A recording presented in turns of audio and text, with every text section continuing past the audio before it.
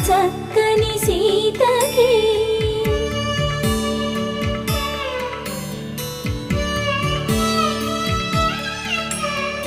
ఎర్ర జాబిలి చేయి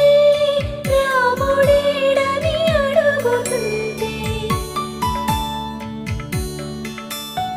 చూడలేదని పెదవి చెప్పే చెప్పలేమని కనులు చెప్పే నల్ల పూసై